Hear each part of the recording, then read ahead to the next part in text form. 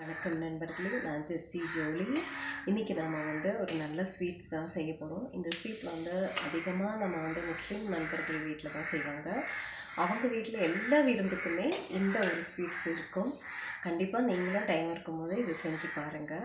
இப்போ அதை எப்படி செய்யலான்னு பார்க்கலாம் வாங்க.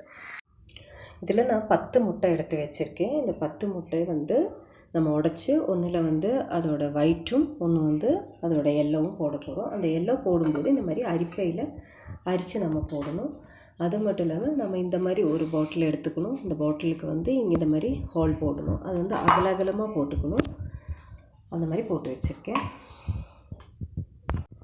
இப்போது முட்டை உடைச்சிட்டு இதோட எல்லோ நமக்கு இதில் விழவே கூடாது. இந்த ஒயிட் மட்டும்தான் இருக்கணும். எல்லோவை நம்ம தனியாக எடுத்துட்டு நம்ம இதில் போட்டுடணும். இது நம்ம ஸ்பூனில் அது ப்ரெஸ் பண்ணதும் அது நமக்கு கண்டிப்பாக அது நல்லா கட்டி இல்லாமல் அந்த சைடு வந்துடும்.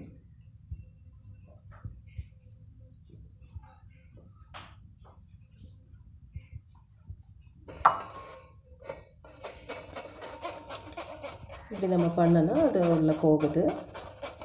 இதே மாதிரி நம்ம 10 பண்ணுவோம்.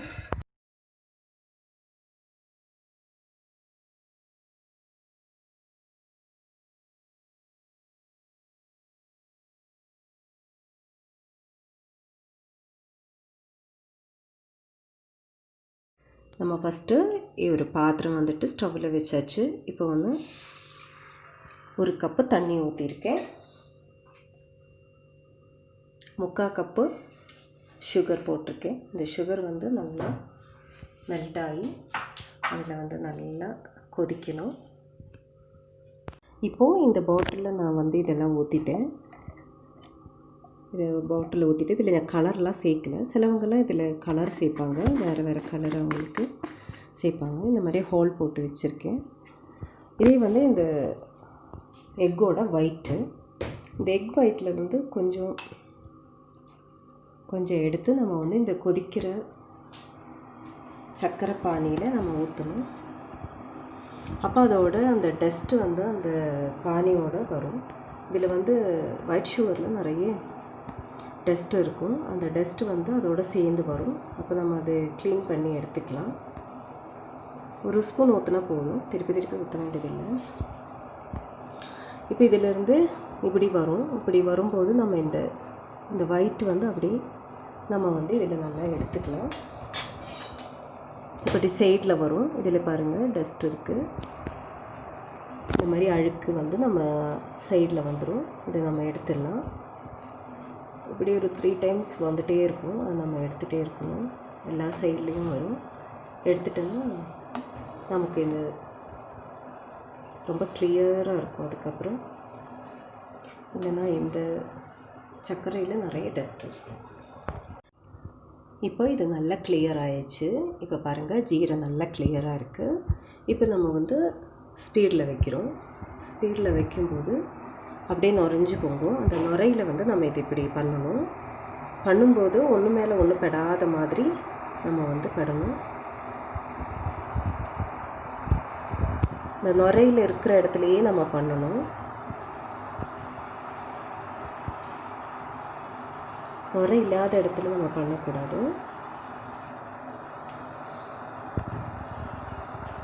லைட்டாக நம்ம இப்படி பண்ணிக்கலாம். இது கட்டை பிடிக்காமல் இருக்கணும். அதுதான் அதோட கரெக்டான ஒரு ஸ்ட்ரெச்சர்.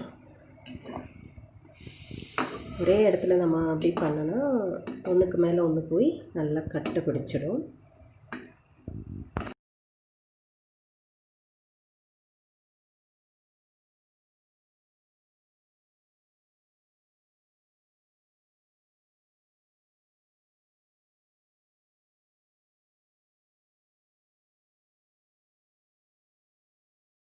இப்போது இது ரெடி ஆயிடுச்சு. இது பாருங்கள், இப்போ நூலாக வந்திருக்கு. இதுதான் இது.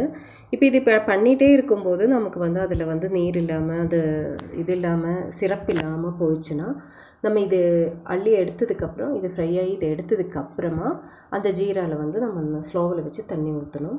திருப்பி அது கொதிக்கணும். அது இல்லாமல் இது இருக்கும்போதே தண்ணி ஊற்றக்கூடாது. அப்போ இதோட டேஸ்ட்டும் போயிடும். இது நல்லா வராது. நல்லா நைஸாக வந்திருக்கு பாருங்கள். இப்போது நான் ஒரு பாத்திரத்தில் எண்ணெய் வந்து நல்லா தடவி வச்சுருக்கேன். இது வந்து எக்கோட ஒயிட்டு. இதில் வந்து நான் சிரப்பில் அந்த மிச்சம் வந்து அந்த சுகர் சிரப்பு எடுத்திருக்கேன். இப்போ இதில் வந்து 3 ஸ்பூன் பால் பவுடர் நான் போட்டிருக்கேன். போட்டுட்டு நல்லா கலக்கிக்கலாம். இது நல்லா கலக்கிட்டு இந்த எக் ஒயிட்டோட கலக்கிட்டு ஒயிட்டோட கலந்துட்டு இப்போ இதில் ஊற்ற போகிறேன். இப்போ இது நல்லா கலக்கிட்டேன். நம்மளோட அந்த சுகர் சிரப்பிலே நான் கலக்கிட்டேன். இப்போ இது வந்து எக் ஒயிட்டில் நம்ம போட்டுடலாம். அதுக்கப்புறம் நல்லா இது மிக்ஸ் பண்ணிக்கலாம்.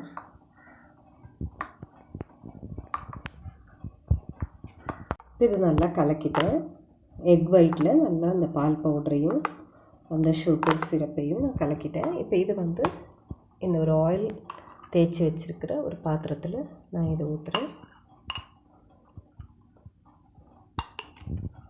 இப்போ இதில் ஊற்றியாச்சு. இனி நம்ம வந்து ஒரு ஃபாயில் பேப்பரில் நல்லா பேக் பண்ணிடலாம். ஒரு 15 நிமிஷம் நம்ம ஆவியில் வேக வைக்கலாம். இதில் ஸ்டீம் வருது. அடியில் நான் தண்ணி ஊற்றி வச்சுருக்கேன். அதில் வந்து நம்ம இதை வச்சிடலாம். வச்சுட்டு நல்லா க்ளோஸ் பண்ணிடலாம். 15 நிமிஷம் நம்ம வேக வைக்கலாம். இது இப்போ 15 நிமிஷம் வந்தாச்சு. இது நம்ம வந்து கட் பண்ணிக்கலாம். இதுதான் வந்து முட்டை சுர்க்கான்னு சொல்லுவாங்க. இது ரெண்டும் வந்து முஸ்லீம்ஸ் வீட்டில் தான் நிறைய இருக்கும். அவங்க எல்லா விசேஷத்துக்கும் இதை செய்வாங்க. இது ரொம்ப டேஸ்டான ஒன்று.